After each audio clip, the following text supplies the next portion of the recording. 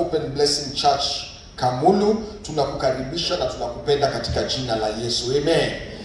Yule dada nasikia alikuja hapa mapema, karibu katika jina la Yesu na Mungu akubariki. Na naomba kwamba wakati unatoka hapa mahali hapa utakutana na Yesu na atakuhudumia. Amen. Na nataka kukaribisha nyinyi nyote katika uwepo wa Bwana. Amen. Karibu sana katika uwepo wa Bwana. Sitakwambia ujisikie nyumbani, kwa sababu sijui nyumbani kwako kuko namna gani. Bwana Yesu asifiwe sana. Inaweza kuwa nyumbani kwako hata hukulala, ni vile mambo ilikuwa mingi. Kwa hivyo sitakwambia ujisikie nyumbani, na kuambia ujisikie katika miguu ya Yesu. Hallelujah. Feel at the feet of Jesus, because there utapata kila kitu ambacho unahitaji. Amen.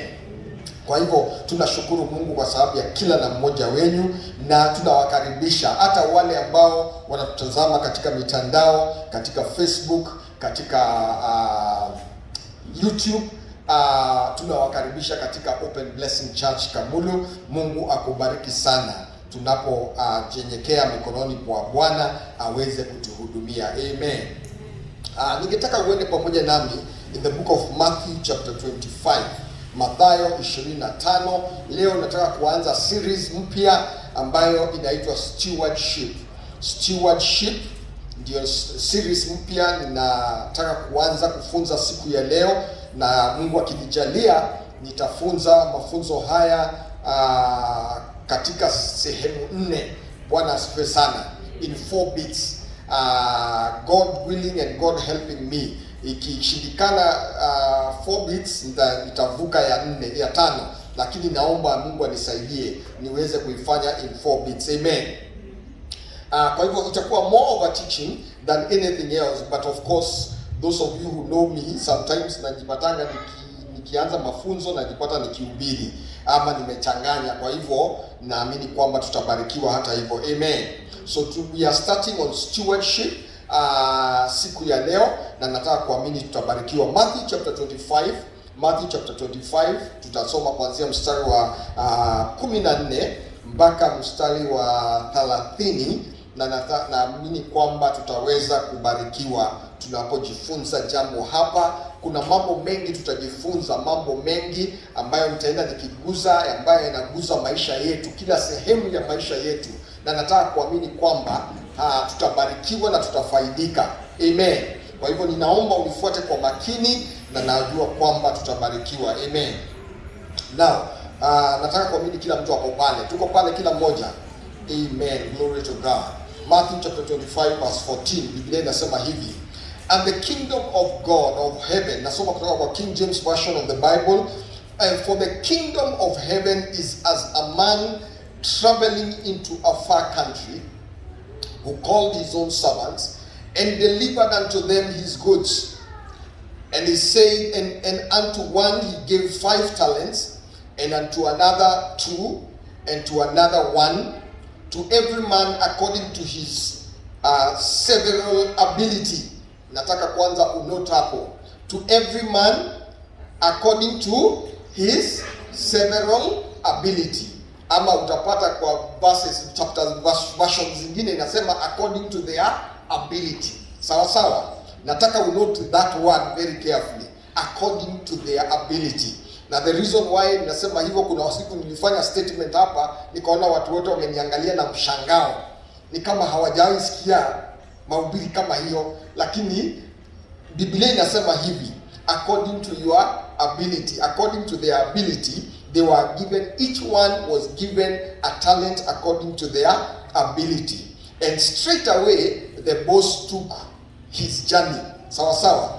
Verse 16 inasema, then he that had received 5 talents went and traded with the same, and made them other 5 talents. And likewise he that had received 2, he also gained other 2. But he that had received 1 went and dug in the earth, and he hid his Lord's money. After a long time, the Lord of those servants cometh and reckoned with them, or checked with them. And so he that had received 5 talents came and brought other 5 talents, saying, Lord, thou deliverest unto me 5 talents. Behold, I have gained beside them 5 talents more. And his Lord said unto him, Well done, thou good and faithful servant.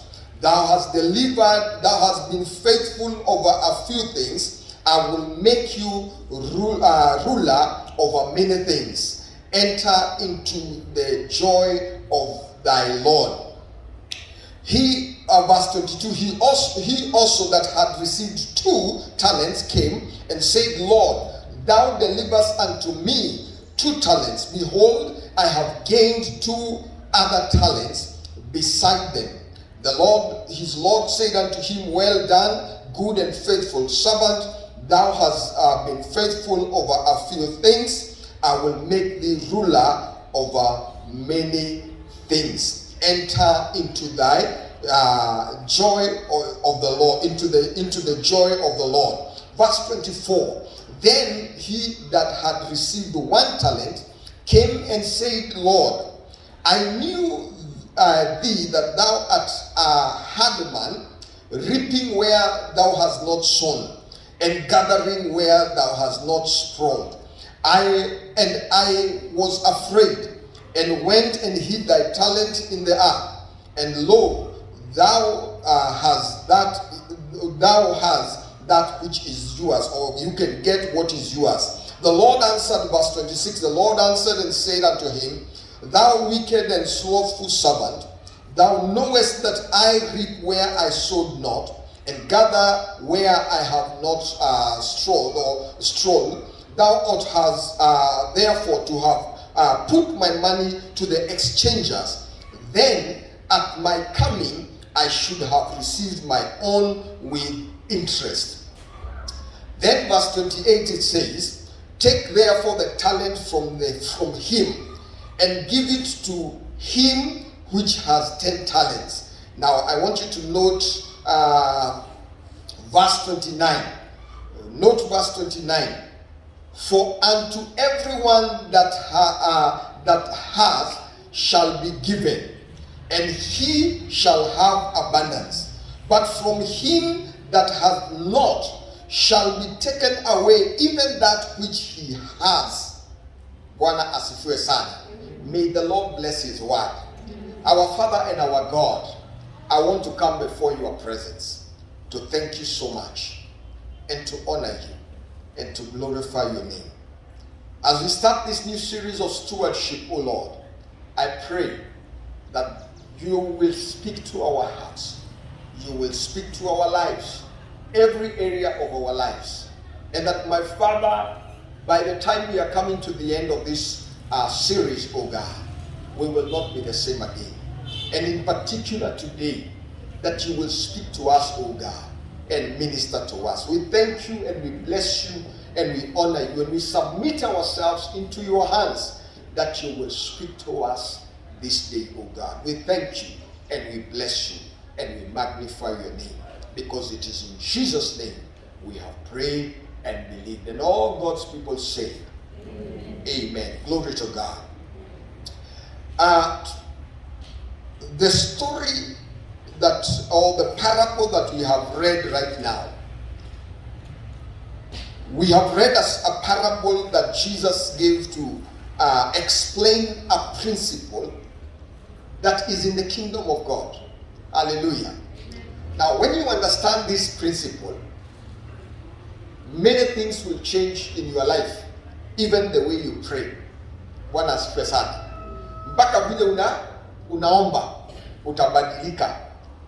Wakati nilikuwa hapa mara nyingine hapo niliwaambia, God is able to do everything and all things in our lives. Amen. God is able to do everything and all things, including doing nothing. Na nikaona watu wameniangalia Bwana asifiwe sana. God is able to do everything and all things, including doing nothing. In other words, there are things that you will ask God and he will not answer you. And he will not give you. and he will not say anything. Bwana asifiwe sana. And the answer we are going to find, maybe you are asking pastor, you unatuambiaga Mungu anajibu maombi yote. Unajua hata Mungu kukosa kujibu ombi ni jibu. Hallelujah. Glory to God. Najua ninachanganya watu wengine sasa kwa sababu wameamini kwamba kitu yoyote unaomba Mungu atakupatia. Hata Mungu kukataa kukupatia kitu edu, pia hiyo ni jibu. Bwana asifiwe sana. Yesu anapatiana mfano hapa, anasema jamaa mmoja alikuwa tajiri, akachukua mali yake, alikuwa anataka kwenda safari. Akachukua mali yake, alipochukua mali yake akaita watumishi wake watatu, akawapatia mali yake. Mmoja akapatiwa 5, mwingine akapatiwa 2, mwingine akapatiwa 1. Na akawaambia, mimi nimeenda safari, hiyo chenye nimekupatia kifanyishe kazi. Nitakaporudi utanipatia hesabu ya kile ambacho nimekupatia. Na mkubwa akaenda safari. Walipobaki, na pale hivyo nimekwambia kuna pahali tumenote tukasema katika mstari wa ngapi? Mstari wa 15 inasemekana kwamba he gave them talents. Not everybody was given the same talents. Sawa. Sio kila mtu alipatiwa kitu sawa. Kila mtu alipatiwa kulingana na uwezo wake. Bwana asifiwe sana. And that is why I have said that God can do everything and all things, and he can answer all prayers. He can do everything and all things, including doing nothing. Because there are things that you might require from God, but you don't have the ability to handle them. Hallelujah. Glory to God. Ni kama uitishe ndugu Awero ile gari yake. Na hujaienda driving school. Haujui hata ukiingia kwa hiyo gari ni nini inafanyikaga. Si ni kweli? So you can only be given that vehicle or any other vehicle according to your ability to drive that vehicle. No matter how much you pray for the vehicle, you must begin by first of all knowing how to drive the vehicle. And you must know the rules of the road. And you must know what you're supposed to do and what you're not supposed to do when you are doing certain things. Si ni kweli? Because if you don't know what it entails to drive a vehicle, utoke na hiyo gari, there are high chances utafanya ajali. Si ni kweli? And therefore, why would God want to give you a vehicle akuingize kwa hiyo gari unless unaomba Mungu akupatie gari na akupatie driver? Hiyo Mungu anaweza jibu. Atakupatia gari na akupatie driver. But kama wewe hujui kuendesha gari, Mungu akupatie gari uingie tu kwa gari kwa sababu unaonanga watu wakiingia kwa magari, uanze kuendesha, you are going to make a mess and you are going to bring a lot of distraction both to yourself and to others. Si ni kweli? So hawa walipatiwa talanta kulingana na uwezo wao. Bwana Yesu asifiwe sana. Now, as they were given these talents, the Bible says that when the master went for a journey and all that, and he came back, kuna zile vitu ziliweza kufanyika, ama kuna mambo ambayo iliweza kufanyika ambayo sitaki kuingia kwa ndani yake kwa sana, kwa sababu tuko na series kadhaa, tuko na a few other series to go on. Bwana asifiwe sana. So I don't want to go at the results of what happened when the master came back, but I wanted to stop there first and say that everything God gives us according to our ability. Sawa. Now remember, we are studying about stewardship. Now, let's start by defining what is stewardship.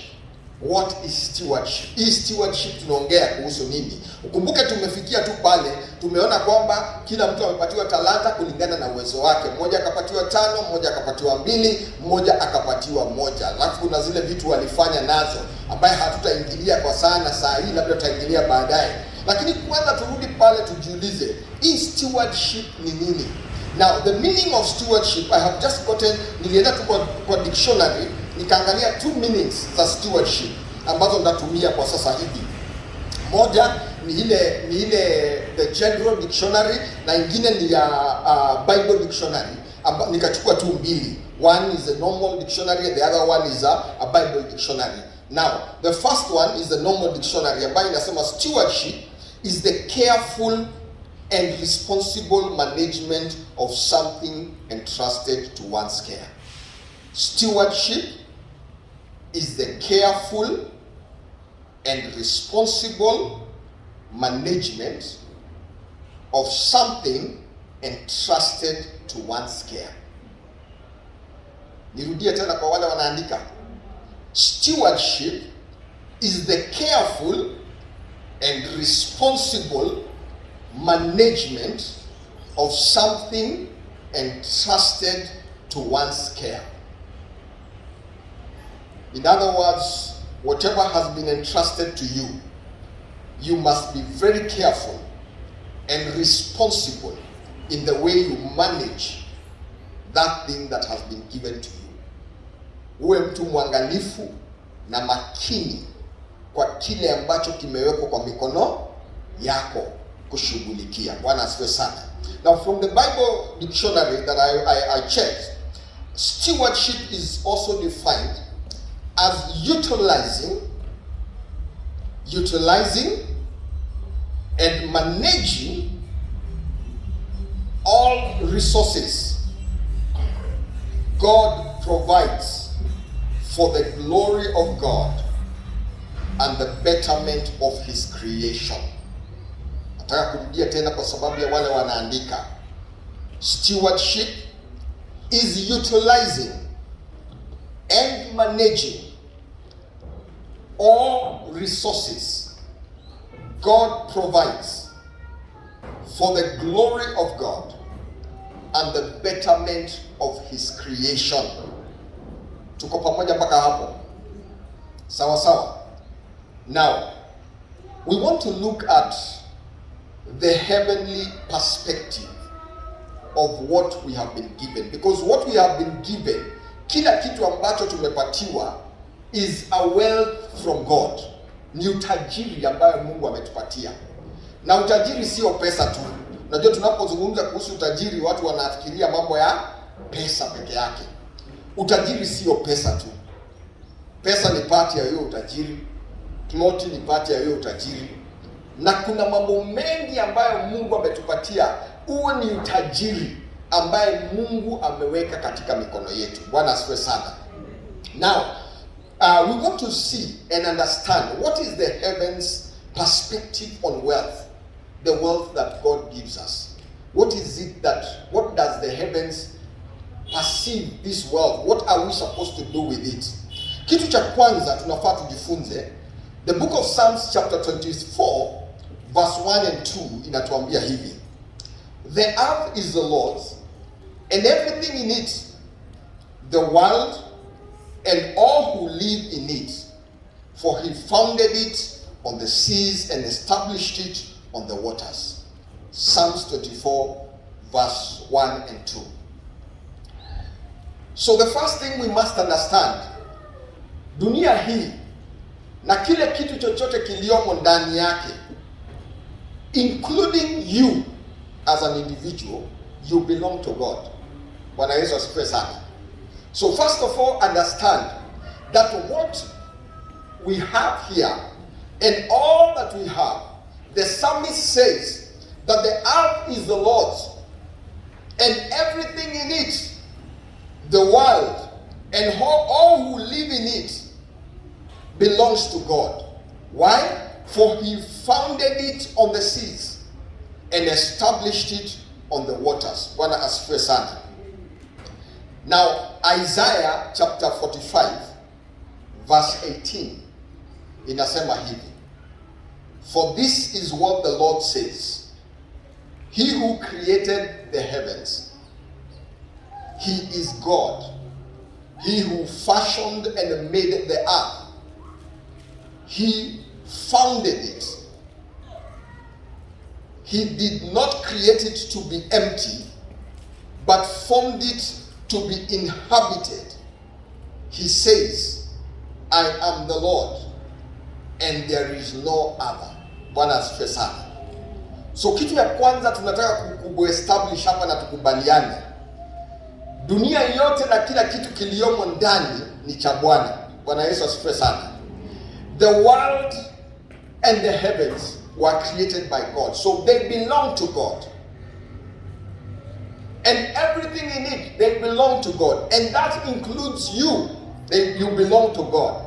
And God says when He created the earth, He did not create it to be empty, but He formed it to be inhabited. Aliumba hii dunia ndio iweze kukua na watu. Na hao watu ni sisi. Tukae katika hii dunia. Bwana asifiwe sana. Lakini the fact that you live in this world does not make this world yours. You are just created to inhabit the earth. Kukaa hapa. Lakini kukaa hapa haimaanishi ni kwako. Si ni kweli? Ni kama umekomboa nyumba. Ukikomboa nyumba, uende ukomboe nyumba. Ukomboe room ama bedroom moja, bedsitter, 2 bedrooms, 3 bedrooms. Hata ukomboe hata kama iko na 11 bedrooms, ukomboe tu. The fact that umekomboa haimaanishi ni kwako. Si ni kweli? Ni kukomboa, umefanya nini? Umekomboa. Hivyo hii dunia, just because you live in this world, this does not make the world yours. The world still belongs to the one who created it, our God and our Father. Bwana asifiwe sana. And therefore, when we are looking at this, what we are saying, Ephesians chapter 1 verse 3 inasema, praise be to the God and the Father of our Lord Jesus Christ, who has blessed us in the heavenly realms with every spiritual blessings in Christ Jesus. We praise, it says that we praise be to God and the Father of our Lord Jesus, because He has blessed us with all spiritual blessings in the heavenly realms. Kwa hivyo wakati uko hapa ujue kwamba huyu Mungu amekubariki na baraka zote. Bwana asifiwe sana. Baraka zote za kiungu Mungu amekubariki nazo. Amekubariki kupitia nani? Kupitia Kristo Yesu. So what are we saying? What we are saying is this. We are saying simply, everywhere you look, everything you see, kila kitu, everywhere you look, everything you see, be they trees, be they houses, be they cars, be they animals, including human beings, they belong to God. Bwana asifiwe sana. Hata zile vitu ambayo mwanadamu saa ingine anajigamba anasema mimi ndio nilitengeneza hii. Wewe ulitengeneza hiyo, lakini wewe pia ulitengenezwa. Kwa hivyo mwenye alikutengeneza anakuown wewe pamoja na chenye ulitengeneza. Unaweza jigamba useme mimi ndio nimejenga hii gorofa yote. Na sasa uanze kutuletea mashida hapa, uache tupumue kwa sababu ulijenga gorofa kubwa, si ndio? Lakini unasahau kwamba kuna yule alikuumba, na mwenye alikuumba ndio mwenye wewe na plus hiyo gorofa yako. Na ukitaka kujua ni ukweli, hata ukiwa na hiyo gorofa, siku moja utatoka kwa hii dunia. Si ni kweli? Kwa sababu wakati utafika, mwenye alikuumba aseme wakati umefika, utaondoka tu. Si ni kweli? So everything in this world belongs to God. So everything, everywhere you look, no matter what and where you look, whether it is trees, whether it is houses, cars, animals, whatever it is, including human beings, we belong to God. Now, there are certain things I want us to consider here. Kitu cha kwanza, certain things I want us to consider here. Number one, we are saying this, that God owns everything. Principle number one we want to consider in this heavenly perspective of wealth. Na tumesema hii wealth tunaongea mambo yake sio pesa peke yake. Tunazungumza everything that God has blessed you. Na nitaingia tu hapo, nitafika mpaka pale ndio uelewe what I'm talking about when I'm talking about the wealth. Lakini one of the principles I want us to learn today is that God owns everything. Bwana Yesu asifiwe sana. The first principle, God owns everything. Be it wealth, be it money, be it your life, whatever it is that you have or whatever it is that you can see, as far as you can see, all that you can see, God owns everything. God is in charge of everything. He owns everything. And we have read from the book of Psalms verse 24, chapter 24 verse 1, where God says that all the things, everything belongs to God. Bwana asifiwe sana. We have looked at that and we have seen that God has said that the earth is the Lord and everything in it everything in the world belongs to God, because He's the one who founded the world and the seas and established it and founded it on the sea and established it on the waters. Bwana asifiwe sana. Now, so the first principle we are saying is that God owns everything. Bwana asifiwe sana. And by the way, as I continue to do like this, all the leaders that are in this church, note this message, because this message is part of something that we are going to come across as we continue with our leadership training. Amen. Now, Psalms 139 from verse 13 to 16 inasema hivi: For you created my innermost being. You created my innermost being. You knit me together in my mother's womb. I praise you because I am fearfully and wonderfully made. Bwana asifiwe sana. Sana tunataka kuquote that portion ya scripture inasema I praise you because I am fearfully and wonderfully made. Lakini tunasahau kuanzia hapo mbele. For you created me you created my innermost being. You knit me together in my mother's womb. I praise you because I am fearfully and wonderfully made. Your works are wonderful. I know that full well. My frame was not hidden from you when I was made in secret. Bwana asifiwe sana. In other words, hata wakati mama yako hajui nini inaendelea, wakati alikuwa anasema anasikia morning sickness, Mungu bado anajua nini inaendelea. Wakati ulikuwa unasema sisikii kula mayai leo, nasikia kula mawe. God still knew, because even as your frame was being formed, God was aware. Sinasikianga wamama wengine wanaitishanga mawe. By the way, I don't know what happened. Kuna pahali ilifika mpaka mawe hiyo ilikuwa inakuliwa na mama, ilikuwa inauzwa mpaka kwa supermarket. It was serious business for some reason. Sijui kwa nini ilikuwa hivyo. But even when things were happening inside your womb that you could not understand, God knew. Mungu alikuwa anaelewa. Bwana asifiwe sana. God understood what was going on. Bwana asifiwe sana. And the psalmist is saying, my frame was not hidden from you when I was made in secret place, when I was woven together in the depths of the earth. Your eyes saw my unformed body. Hallelujah. God's eyes saw you before you were even formed. And that is why aliambia Jeremiah, before you were formed in your mother's womb, I knew you. Hallelujah. And I even called you. Kabla hata hujaanza kutengenezwa. And the psalmist confirms that same one. And he says that your eyes saw my unformed body. All the days ordained for me were written in your book before one of them came to be. Bwana asifiwe sana. Simply put, siku zako kabla zianze, Mungu anajua hizo siku zitaanzia wapi na pahali zinamalizikia. Sawa sawa. So everything is in his hands. And no wonder the Bible says, Jesus says, I'm the Alpha and the Omega. I am the beginning and the end. Bwana asifiwe sana. So God knows your beginning and he knows your end. He understands you more than you understand yourself. Hallelujah. God understands you more than you even understand yourself. Bwana asifiwe sana. Now, principle number 2 I want us to learn. Principle ya pili ambayo ningetaka tujifunze hapa is that God is the one who enables you to earn all your wealth. Bwana asifiwe sana. God is the one who enables you to earn all your wealth.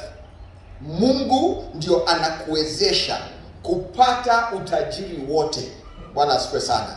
And we said here, hii utajiri tunazungumzia kuhusu it's bigger than what you know, it's bigger than what you understand. God is the one who enables you to earn all your wealth. Bwana asifiwe sana. Now, the book of Deuteronomy, Mungu alipokuwa anaongelesha wana wa Israeli aliwaambia, you may say to yourself, my power and my strength, the strength of my hands have produced this wealth for me. But remember the Lord your God, for it is He who gives you the ability to produce wealth. Hallelujah.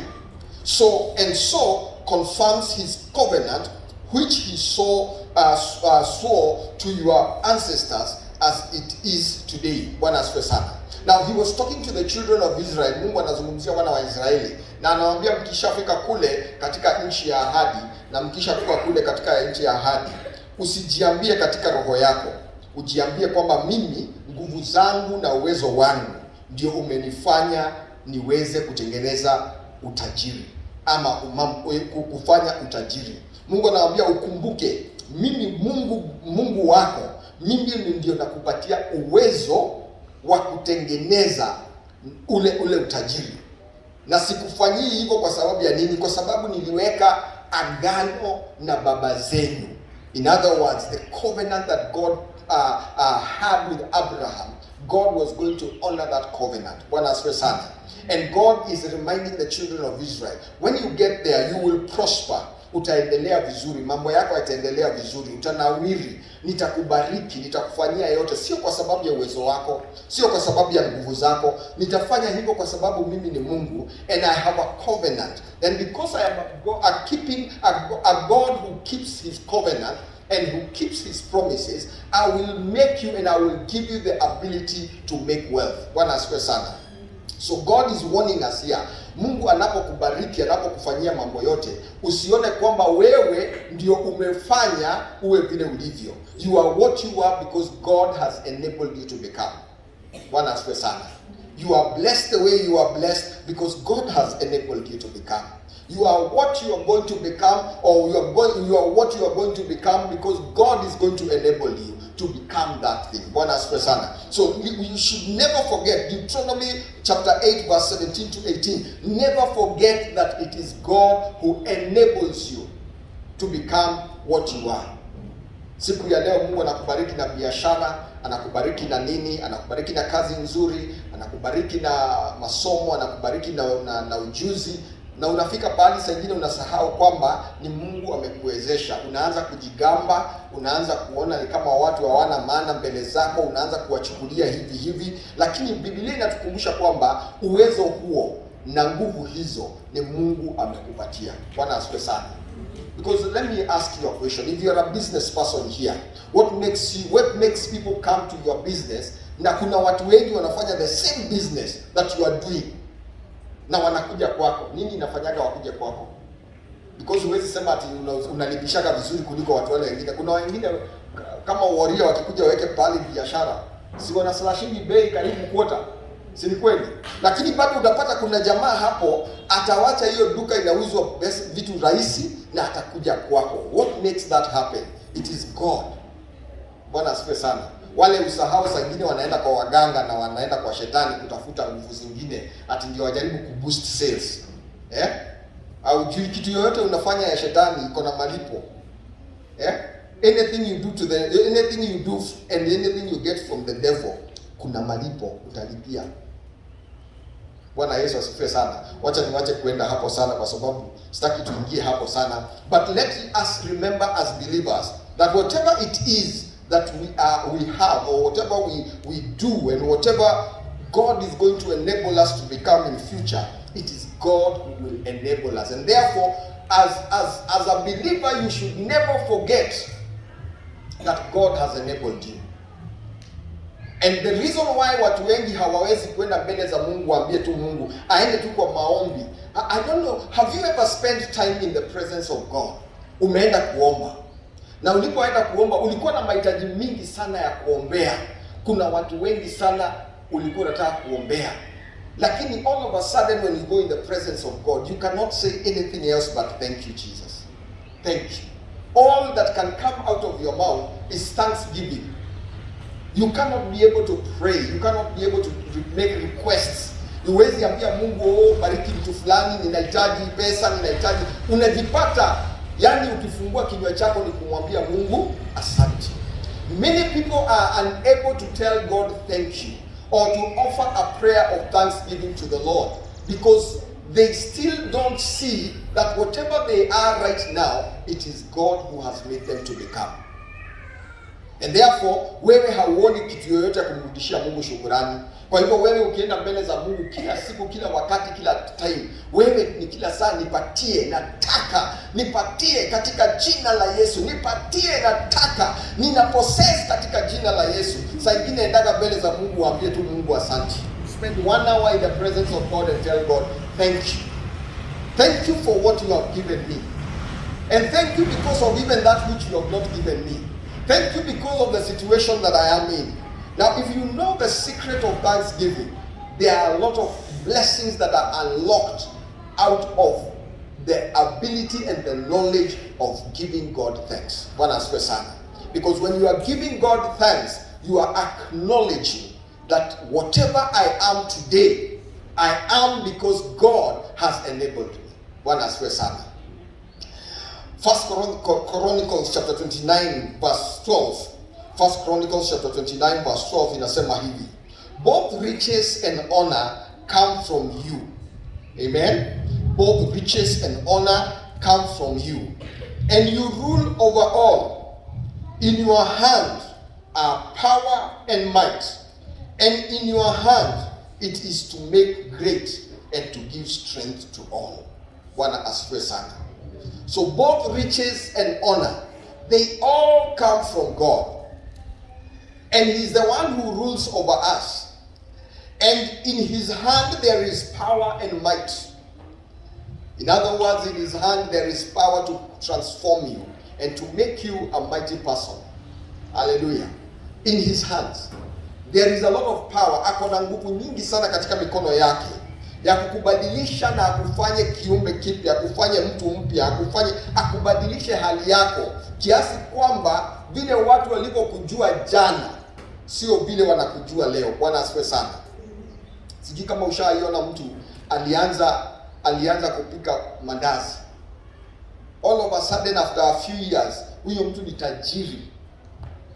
Akikupatia story yake anakuambia mimi nilianza kupika mandazi. Wewe unaanza kuona ni kama haiwezekani. Let me tell you, there are people God has taken from far. People who God has removed from kule mavumbini. Unasikia wakati tunasema mavumbini, kuna watu Mungu ametoa katika mavumbini na akawainua na akawafikisha kiwango kwamba hata kumuona huyo mtu ni shida. Kwa sababu pahali Mungu alimtoa amempeleka kiwango kingine. Na watu wale ambao Mungu amepeleka hiyo kiwango na wakakumbuka kwamba ni Mungu amewapatia hiyo nguvu na huo uwezo, hawajigambi. Sijui kama ushaijua watu wale wako na pesa kidogo ndio wanajigambanga sana. Ushaijua hivyo? Ule mtu wako na pesa kidogo anasumbua sana. Unataka kila mtu aone ujue uko na pesa. Ushawahi enda pahali ukutane na mtu tajiri kabisa, lakini hata akiingia pahali akai ni kama tajiri. Akai hata ukimwangalia vile tu anakaa, hata story zake. Ama ushaingia kwa kampuni uende ukutane na manager atakusumbua, akupeleke mbio, akupatie stress nini. Ukikutana na mwenye kampuni sasa unashindwa, kwa nini manager amenisumbua hivyo? Because mwenye kampuni amefika kiwango fulani, ametambua hii mali ni ya Mungu. Bwana asifiwe sana. It is God who has enabled me to become what I am. Bwana asifiwe sana. So hata wakati Mungu atakubariki, naomba kwamba Mungu akusaidie na akubariki kiwango kwamba utajirike kabisa. Tutaki kanisa iko na maskini, tunataka kanisa iko na watu wametajirika na wamebarikiwa. Lakini hata utakapobarikiwa usisahau ati huyu Mungu ndio amekubariki, ndio amekuwezesha. Sijui kama ushaiona watu ameenda Amerika, ameenda tu mwezi mmoja na ni kuangukia mwezi mmoja tu, akirudi hawezi ongea Kiswahili. Anakuja what's up man, what's up, what's going on man. Na huyo mtu mlikuwa mnaongea naye na mnaongea naye Kikuyu ama Kijaluo, ama Kikamba. Sasa all of a sudden hawezi ongea hata hiyo Kikamba, hawezi ongea hiyo Kikuyu, ameingia kiwango kingine, sasa anataka kusumbua. Kuna jamaa mmoja mimi najua alienda Amerika, ni kweli alienda Amerika, lakini pia alienda Amerika na akaripotiwa. Na ni wa Dando. Sitasema ni Dando Facebook, labda unamjua. Ni wa Dando na alikuwa ameenda Amerika akadipotiwa. Lakini hata alipodipotiwa 1 year down the line, 2 years, 3 years nini, hata Kiingereza bado anagonga tu ile ya Amerika. Ule jamaa ako in denial. Bado anaona ako huko, si ndio? Don't forget that it is God who makes you to become. Bwana asifiwe sana. So I pray for you that God is going to bless you. Amen. I pray that He's going to increase you. Ndugu yangu Victor, naomba Mungu akubariki. Ukuwe na studio kubwa kabisa. Ukuwe wewe ni wanaitwa nini? Uko na, you are a producer, uko na label. Si wanasema label. Uko na label yako. Lakini ukishafika pale, usianze kuona watu ni bure huku nidhigiriria. Mungu akuguze. Ukikutana na mwimbaji ambaye anahitaji msaada, ako na talanta lakini hana uwezo, umwambie ndugu ama dada, kulingana na pale Mungu amenitoa nitakusaidia, kwa sababu mimi najua kule Mungu amenitoa. Bwana asifiwe sana. Don't forget what God has done, because God owns everything, number one. And secondly, God is the one who enables us to make wealth. Bwana asifiwe sana. So do not forget that God has enabled you. He's the one who has given you strength. He's the one who has given you the ability. Number 3, principle number 3. God has appointed you as a steward over all His possession. God has appointed you as a steward over all His possession. Mungu amekuteua. Okay, steward ni nini? Dada Alice, wewe ndio Mswahili sana. Steward ni nini na Kiswahili? Imekupita Waswahili wako wapi hapa? Nani ako na Biblia ya Kiswahili? Na steward, you are a steward of His possession. Yaani Mungu amekupatia mlinzi. Mungu amekupatia kazi ya kulinda mali yake. Sawa. God has given you the appointed you as a steward of His possession. Mungu amekupatia kazi ya kulinda mali yake. Mali ni yake, lakini amekupatia kazi ya kuilinda. Sawa.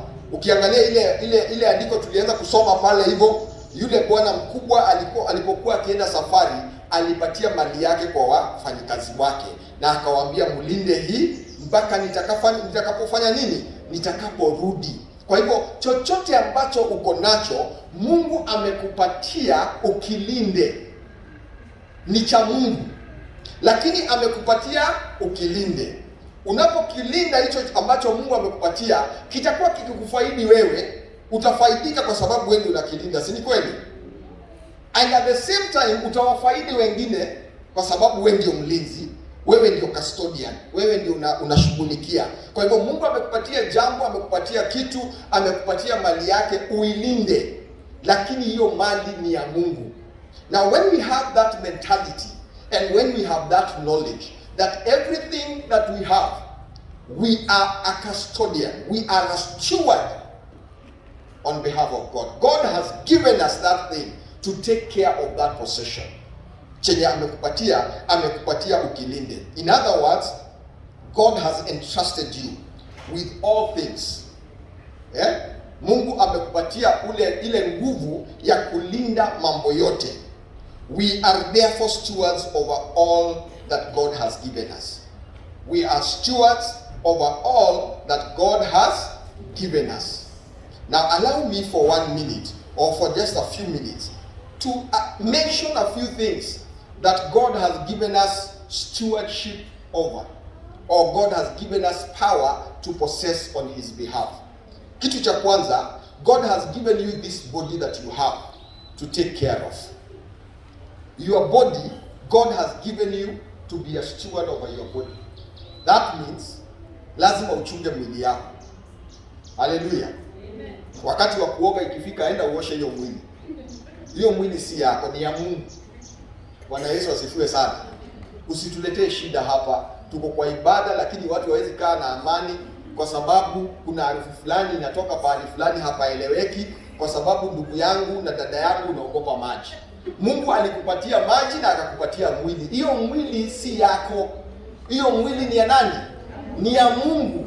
Uchunge hiyo mwili mpaka wakati utakapofika huo mwili urudi pahali unastahili. So your body belongs to God. In fact, the Bible says, don't you know that your body is a temple of the Holy Spirit? So in other words, you must take care of your body. Hallelujah. Mwili ikitaka kulala, usilazimishe kukaa kuona TV. Enda ulale tafadhali. Glory to God. Najua hapa nimeanza kuguza pale mbaya. Hii mwili huwa inaongea. Kuna wakati mmoja nilienda kwa daktari, medical check-up, na nilikuwa na shida fulani. Daktari nikamuuliza na mimi sikusikia. Daktari akaniambia ni wewe haukusikiza mwili yako. Mwili huongea. The body talks. Usikule zaidi ya vile unastahili. Hallelujah. Unajua hii kanisa yetu, one of our mottos is pursuing spirituality. Sawa sawa? Pursuing spirituality and strengthening a godly family. Kwa hivyo among the things as we preach, we must also correct other things. Tafadhali usikule zaidi ya kiasi. You are disturbing your body. Na hii mwili si yako, ni ya Mungu. Kula kiasi, ile mwili yako inakubali. Ukikula zaidi, hii mwili itakataa na italeta shida na itakuambia umepita mipaka. Si ni kweli? Na ndio maana unapataga umekaa kwa matatu hivi, unasikia tu mtu amepumua. Unajua kuna kupumua aina mbili. Kuna ile kupumua ya mdomo Sizungumzi kupumua hii na nyingine. Kuna ile kupumua nyingine, yani una belch Lakini ile kitu inatoka hapo ni kitu mbaya sana. Kwa sababu ulikula ukachanganya, ukakula mitura, ukakula yani hutaki kuona kitu kikupita. Ukienda kwa harusi unataka kukula kila kitu. Ukienda kwa occasion unataka kupita na kila kitu, hata zile vitu hujui. Kuna ndugu mwingine aliniambia alienda pahali kwa restaurant. Yeye akakuta, by the way, tulienda pahali kwa restaurant wakati mmoja kama anafanya kazi, Chinese restaurant. Sasa wenye tuliambiwa na boss, leo ndio wa treat. Tukapelekwa kwa Chinese restaurant. Sasa mimi nilikuwa nishapata kafununu. Ukienda kwa Chinese restaurant, jichunge sana ni nini unakula. Usikule tu kwa sababu vitu zimeletwa kwa meza. Sasa na I think dada Alice anaweza kutestify, si ndio?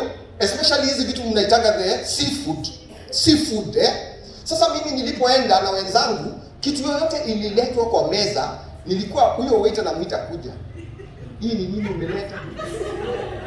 Anasema hiyo ni kuku, inaitwa chicken wings. Hiyo najua iko sawa. Nakula. Kukakaa akaleta chakula kingine inakaa white hivi, na meremeta sana. Akaleta, nikamwambia na hiyo ni snail. Nikajua hiyo siwezi guza. Sijawahi kula. Si ati ni mbaya, watu kula. Sawa sawa, watu kula, lakini ni vizuri kuchunga, si kweli? So wenzangu walikula, wakakula, tukasherekea. Wengine hata wale wanakunywa pombe, ikasemekana mwenye anakunywa pombe, sasa tukishatoka wewe unaweza endelea kukunywa, tumewalipia mpaka kiwango fulani. Wao wakaendelea. Ikifikia jioni, masaa ya saa 2 ya usiku, niliona watu wameanza kutumiana SMS. Kuna mtu anasikia tumbo iko na shida. Kuna mtu anasikia nini? No. By Monday kila mtu alikuwa na teta. Kila mtu watu wanateta. Sasa wale ambao walikuwa waangalifu kile unakula na ujue kile unafanya, walijipata hawakuwa na shida. Mwenye alikuwa tu anakula for the sake of it, kila kitu ikikuja walikuwa na shida. So this body belongs to God. Take care of this body. Don't overdo things. Chochote ambacho unafanya, in fact the Bible says anything that you overdo except loving God is a sin. Sawa sawa. Don't overdo. You might be doing the right thing but you overdo it. Huwezi kaa uone TV 24 hours 7 days in a week. Hawezi soma gazeti mchana yote. Sawa. Hawezi fanya kazi throughout the day. Hii mwili inahitaji kupumzika. Hawezi, kila kitu inakuanga na balance in this world. Sawa sawa. So you must balance your life, kuhakikisha kwamba hautesi mwili yako. Na daktari akaniambia mwili huwa inaongea, ni watu hawasikizi. Sometimes your body says I am tired. It means it is time to go and rest. Because this body does not belong to you. It belongs to God. Bwana Yesu asifiwe sana. So your body is a possession that God has given you. And you are a steward of that body. Don't misuse that body. Don't give that body things that are not supposed to be given. Usipatie mwili yako kitu ambaye haistahili. Usifanye mambo ambaye haistahili. Usitese mwili yako. Hakikisha kwamba you are giving your body the right things at the right time in the right way. Kama ni chakula, kama ni kupumzika, kama ni kufanya kazi, everything that you do with your body, you must make sure that you are using your body for the glory of God. Hallelujah. Bwana Yesu asifiwe sana. Another thing that God has given us is time.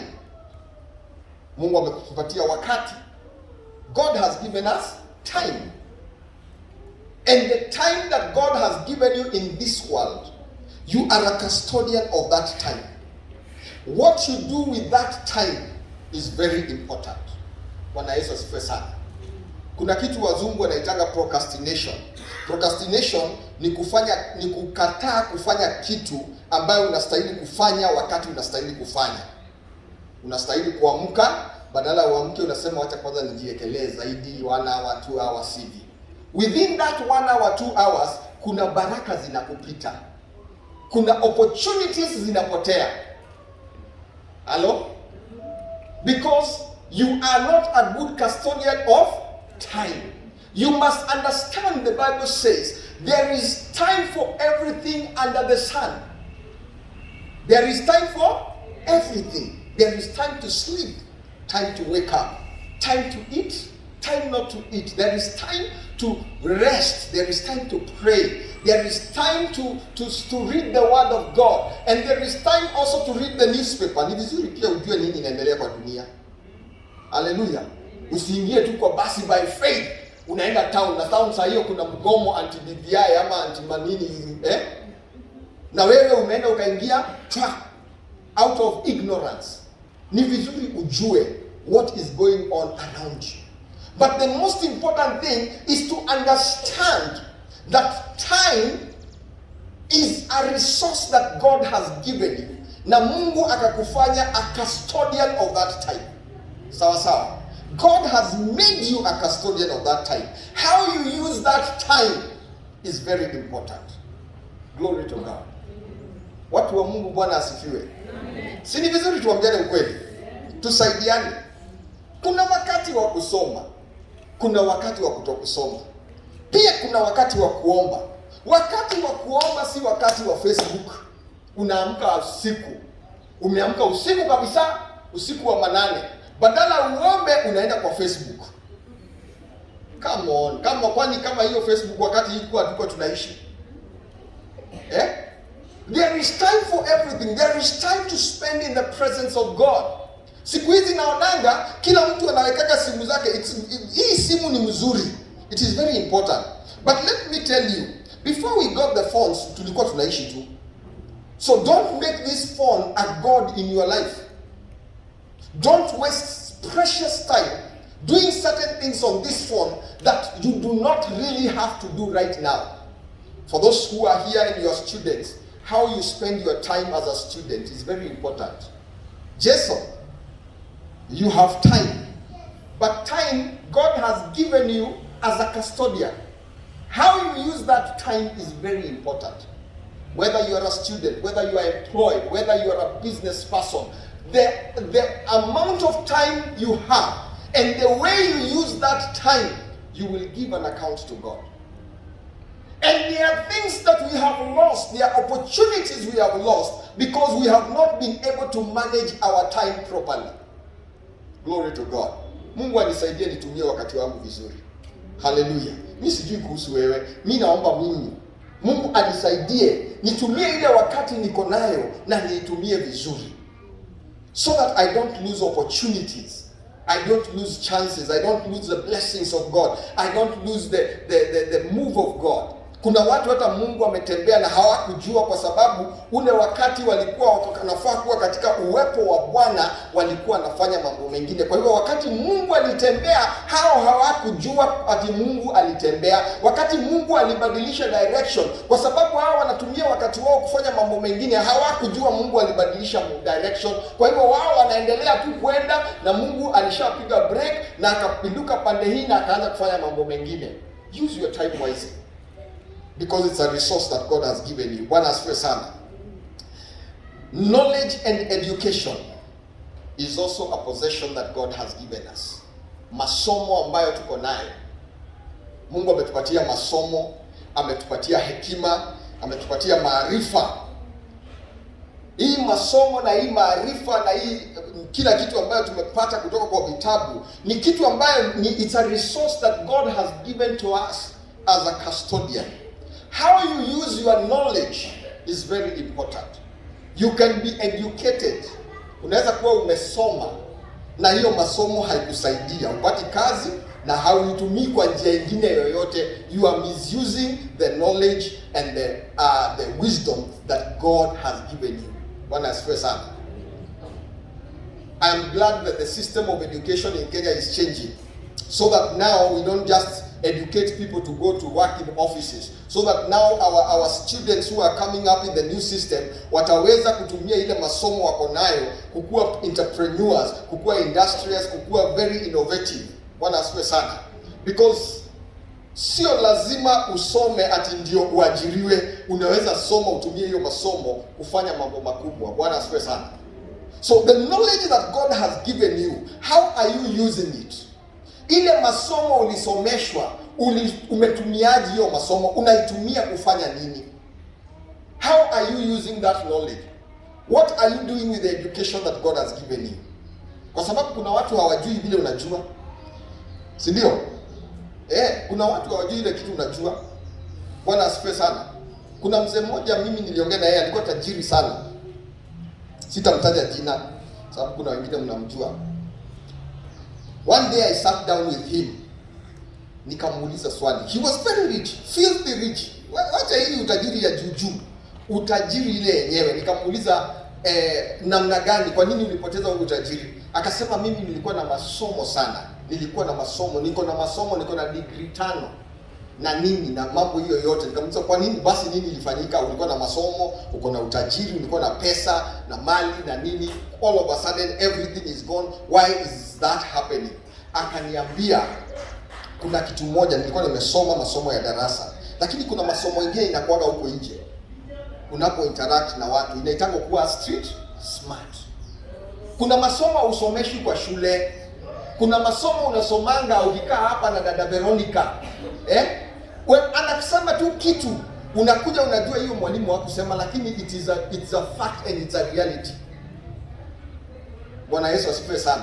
Lakini kwa sababu wewe unataka kujifanya wewe ni island, hauwezi jihusisha na watu wengine, hauwezi husika na watu wengine, hauwezi fanya chochote na watu wengine. Sasa wewe utapoteza time and opportunities because you don't want to know what is going on. There is a lot of knowledge that you don't get from school, that you will get from ordinary people in the streets. Bwana asifiwe sana. And it is only when you interact with people and get to know that you will get a resource and a certain knowledge. Na wewe ambaye Mungu amekupatia hekima na maarifa fulani, usikazie watu wale wengine. Nikikuja kukuuliza biashara fulani inafanyikaga aje, usianze kuona ni kama nataka kukuibia biashara. Hauwezi kutosheleza watu wote Kenya, utahitaji mtu mwingine akusaidie kwa hiyo biashara. Si ni kweli? Ndio maana unaonaga ukiwekwa duka hapa, utawekwa duka zingine kama 5. Na zote zitakuwa zinafanya kazi, because you cannot satisfy the whole market. Bwana asifiwe sana. The other resources that God has given you is that God has given you children to be a custodian. Mungu amekupatia watoto uwe custodian ya hao watoto. Hao watoto ni wako lakini si wako, ni wa Mungu. Unafanya nini na wao? Hao watoto ni wako. Mungu alikubariki nao. What do you do with those children? How much time do you spend with those children? How much time do you talk to them about God? How much time do you spend with them? Na unawaambia kuhusu the love of God, kuhusu maisha vile yalivyo. How much time do you spend with your children educating them and telling them things that they will not be told by a teacher? Si nimwambia kuna masomo mengine ifundishagi kwa shule, lazima ifunzwe na mzazi. Lazima ifunzwe na wewe kama uncle, auntie, kama pastor, kama rafiki, whoever you are. The children that God has blessed you with, you are a custodian of those children. How and what do you do with those children? Bwana asifiwe sana. Even the jobs and the businesses that you have, you are a custodian of that job and that business. Bwana asifiwe sana. Na nikirudi hapo kwa watoto, kuna wazazi, God has given you children but you are unable to manage them. Hawezi kuwakosoa sababu unaogopa watakasirika. Kwangu watu wanajua. Unaweza uliza Charlie atakwambia. Kwangu black ni black na white ni iko tu hivyo. You might hate me, you might love me, but that is the way it is. I have been given a responsibility over you to tell you the truth. Because hata Mswahili alisema asiyefunzwa na mamaye, na sijui kwa nini kila kitu inakuwa tu ni mama yao. Asiyefunzwa na mamaye atafunzwa na ulimwengu. Now if you don't teach your children, the people out there, they don't care about your children. The only person who really cares about your children, mwenye anasikia uchungu kuhusu mtoto ni mzazi. Kweli ama si kweli? Kwa hivyo mwenye anaweza patia huyo mtoto advice, sound advice ni nani? Si ni mzazi. Mwenye anaweza elekeza mtoto ni nani? Ni mzazi. So you as a parent, you are a custodian. For as long as, especially mtoto akiwa ako ile umri ya huku chini, ile unajua kwa nchi ya Kenya tunasema mtu akifika 18 years ndiye anakuwa adult, si ndio?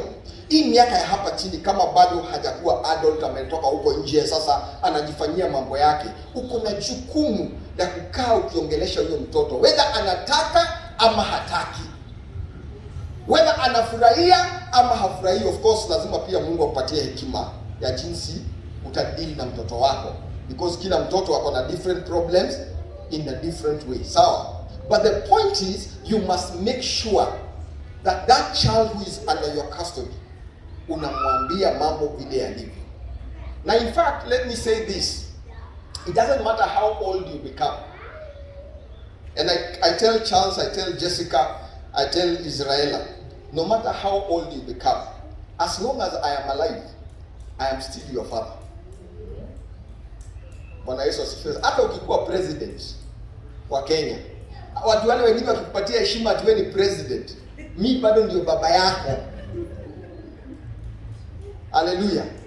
So no matter what you become, how big you become, how great you become, wale wengine wakikupatia maheshima zao hapo, mimi nitakupatia kwa sababu sitaki kukuaibisha mbele ya watu, lakini ukishafika mbele yangu lazima pia unyenyekee. Mimi ndio baba yako. Na baraka iko mkononi mwangu na iko kinywani changu. Baraka yako. I'm the one who is going to speak blessing in your life. Unasikia Yesu? Baraka yako iko kwa mikono ya baba yako na kinywa cha baba yako. So no matter how big you become, no matter how great you become, as long as your father and your mother are alive, they are your parents. Unasikia Irene? So don't go beyond boundaries. Uone sasa ni kama umefika sasa hata mami na dadi lazima waniheshimu, they bow. Wapi?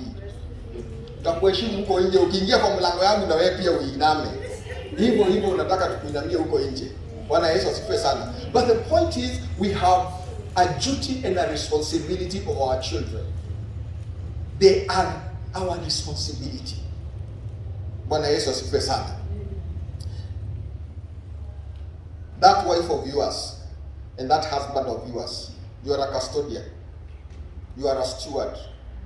Huyo bwana yako Mungu amekupatia, umchunge na umshughulikie. Haleluya. Hata kama yeye ni kichwa ngumu, Biblia inasema neema itatoa. Paulo kuna wakati mmoja alililia Mungu sana, kuna kitu ilimsumbua sana, akalilia Mungu sana. Paulo anasema kwamba mara 3 nimeita Mungu anisaidia niondolee hii mwiba. Mungu akaniambia hii mwiba sikuondolei, lakini neema itakutoa. The grace is going to be sufficient. Kuna wakati mwingine unajipatanga in certain situation that Veronica, mzee asikia badiliki, sisemi ati asikiaji na badilikaji, lakini kuna situation unaweza kuwa mzee hasikii na habadiliki no matter how you tell him. Na unajua kabisa chenye unamwambia ni ukweli, na umeomba Mungu ambadilishe na amekataa kubadilika. At that time God says my grace is sufficient. You are a custodian ya huyo mzee. Kuna mama hapa hivi, labda wewe ni kichwa ngumu, na kama wewe ni kichwa ngumu kwa nyumba yako na wewe ni mama, Mungu akuguse. Na mkumbuke kuna vitu zingine tunafanyanga katika hii dunia ni mbegu unapanda. Haleluya. Kuna vitu unafanya ukifikiria ni uko juu sana, ni mbegu unapanda. Na hiyo mbegu isiposhughulikiwa itaendelea katika vizazi vyako. Watoto wako watakuwa vichwa ngumu, watoto wa watoto wako waendelee kuwa vichwa ngumu, na hiyo kizazi kingine to the 5th generation. Kuna vitu lazima tuvunje katika maisha yetu. There are things we must deal with in our families. Kama mimi, an ordinary person like me, and I believe that we are all ordinary people. Every person in your family, there are issues and things that happen in your family that you don't like. Si ni kweli? There are certain things that happen in your family, whether it is your brother, it is your son, it is your mother, it is your father, it is your brother, it is your uncle. There are things in our families that happen that we don't like.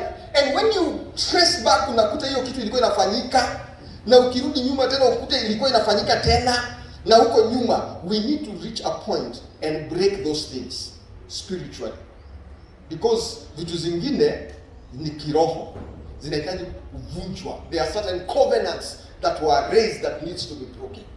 Bwana asifiwe sana. But the point is, God has given us that wife and that husband, and we are stewards over those people. We must make sure that we do the very best to make those people become as comfortable as they are.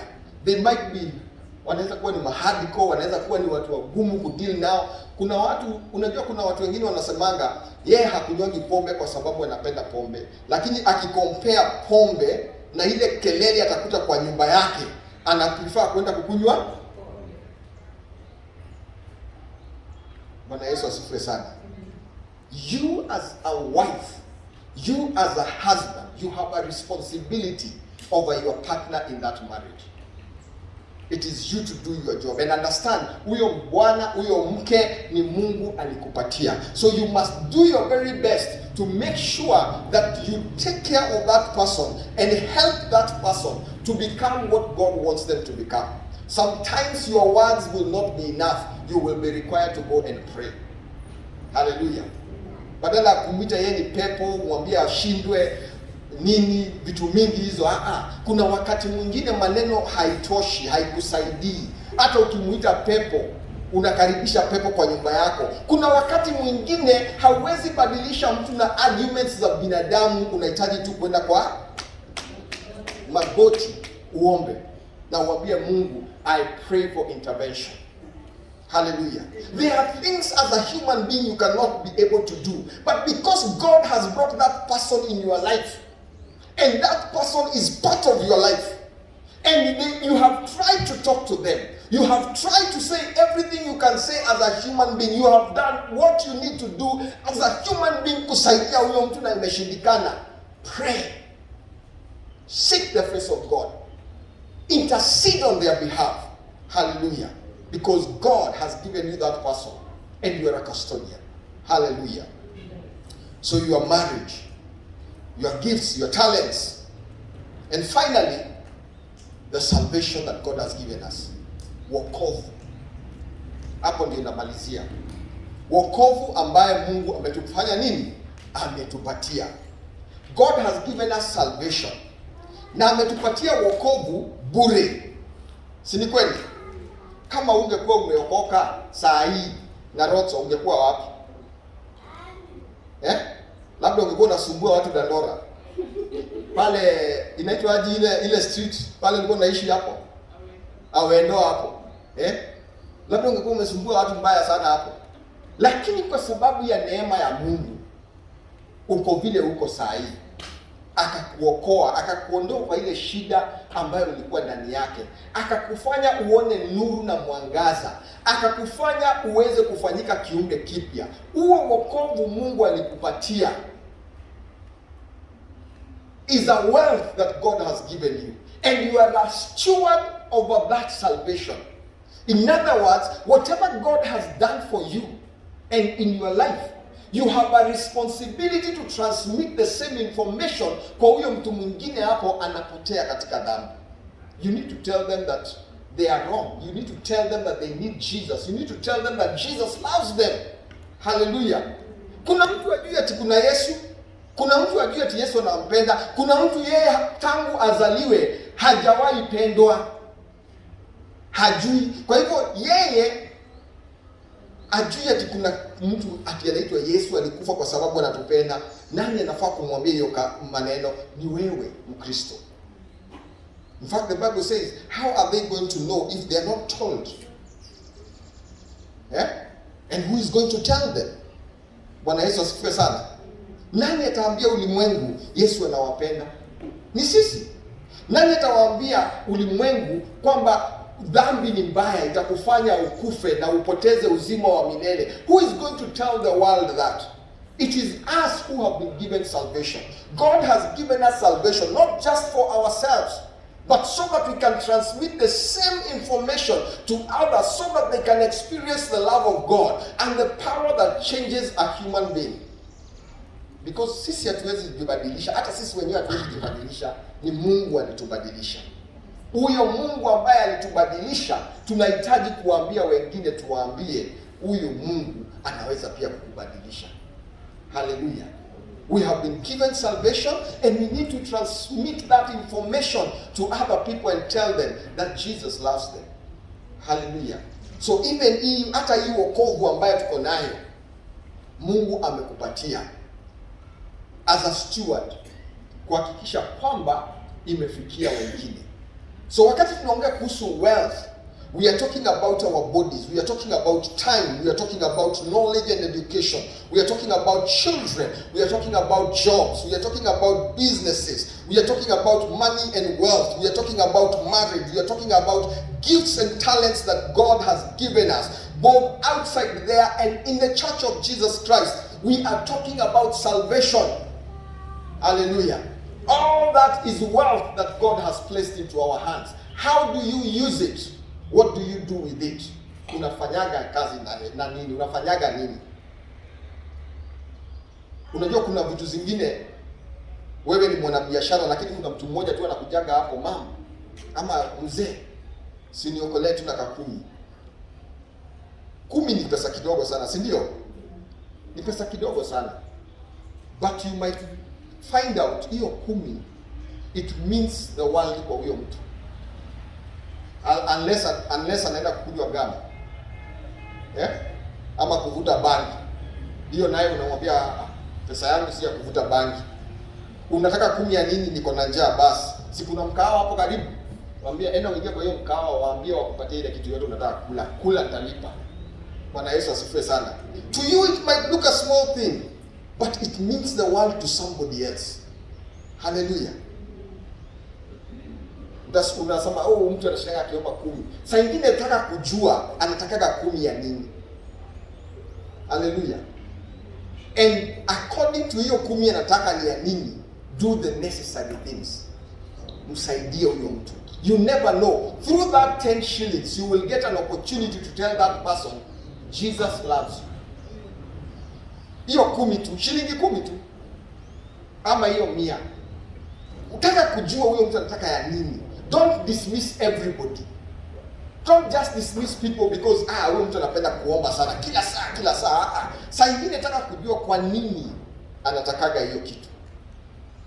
And when you want to know that, God gives you an opportunity not only to help that person, but also to preach to them. Glory to God. So you are a steward over the wealth that God has given you. Bwana Yesu asifiwe sana.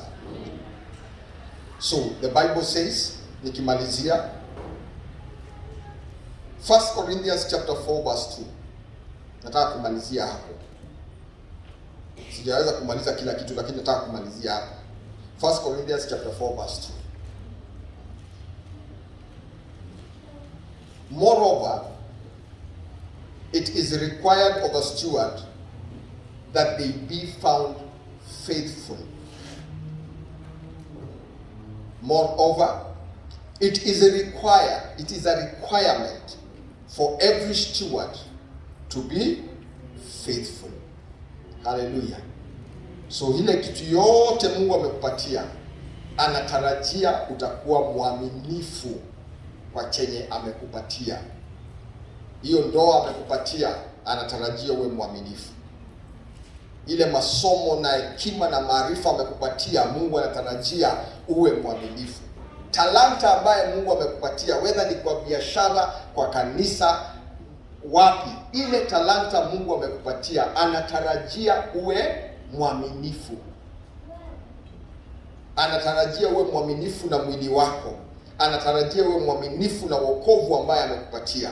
Anatarajia uwe mwaminifu katika mali ambaye amekupatia, kazi ambaye amekupatia, watoto ambao amekupatia, elimu na maarifa ambaye amekupatia, muda na wakati ambaye Mungu amekupatia. Mungu anatarajia uwe mwaminifu. And that is what the book of 1 Corinthians chapter 4 verse 2 says, that it is a requirement for every steward to be faithful. Father, we thank you because of your word. I pray that, Lord of glory, you will help us to be faithful. We have looked at just a few among the things that you have given us. The wealth that you have given us. Not just the money that you have given us and the land, but the time, salvation, our children, our businesses, our jobs, our marriages, our bodies, oh God. All that is wealth that you have placed in our hands. And I pray that, my Father, we will be faithful as stewards, oh God. And because you give us according to our ability, Lord, I pray that the ability that you have given us and the wealth that you have placed in our hands, we will be faithful, oh God. Bless every one of us and minister to every one of us. Lord, I pray that, my God, you will start to open our eyes, our inner understanding, to know and understand this word, so that this word will transform us and make us to be a new person, a new people, oh God, so that everything that we touch, everything we do, everything that is in our possession, everything that you have blessed us with, oh God, we will understand that you are the one who gave us, you own it, it belongs to you, you are the one who has given us power to have it, and that you expect us to be good custodian and to be good stewards over what you have given us, oh God. I pray that you help us, oh God. Even the salvation that you have given us, may we be good stewards, oh God, so that we can use this salvation and spread the goodness of God and spread the good news of the Lord to every individual that we come across, Almighty Father. I pray that you help us and guide us and open our understanding this afternoon, because, Lord, you are faithful and you are a mighty God in our lives, Lord. We thank you, we bless you, because it is in Jesus' name that we have decreed and declared, and God's people say it. And now, in the mighty name of Jesus, I pray that the Lord God Almighty will bless you, The Lord God Almighty will be with you. The Lord God Almighty will increase you. In your going out, you will be blessed. In your coming in, you will be blessed. Everything your hands will find to do, that it will be blessed. You will be blessed in the city and you will be blessed in the country. Wherever you go, you will go in the favor of God. That in the course of this week, God is going to favor you in all that you do, in the mighty name of Jesus. In that job, in that business, in that thing that you will do, that in this week you will see the favor of God. That you will be accepted, even places where under normal circumstances you will not be accepted. That in the course of this week, places that you could not enter, you will enter in the mighty name of Jesus. People that you never thought that you would meet or talk to, that God is going to grant you favor to talk to them. Opportunities that you never thought that you would get, that God Almighty in the course of this week will give you those opportunities. In the mighty name of Jesus, may the Almighty God bless you. May the God Almighty preserve your lives. May God give you good health in the course of this week. May God protect you from accidents and incidences in the mighty name of Jesus. May you walk out of your house in safety and go back to your house every single day of this week in safety in the mighty name of Jesus. All the days of your life, may the goodness and the love of God follow you all the days of your life in the mighty name of Jesus. In all that you do, may the goodness and the love and the glory of God be with you in the mighty name of Jesus. May you glorify God in all that you do in the mighty name of Jesus. And finally, in the mighty name of Jesus, I decree and declare in the name of Jesus Christ, may the Lord God Almighty perfect everything that concerns you. In the name of Jesus, I have decreed and declared. And all God's people say, Amen. And now may the grace of our Lord Jesus Christ and the love of God and the fellowship of the Holy Spirit be with us now and forevermore. Amen. God bless you so much. God bless you.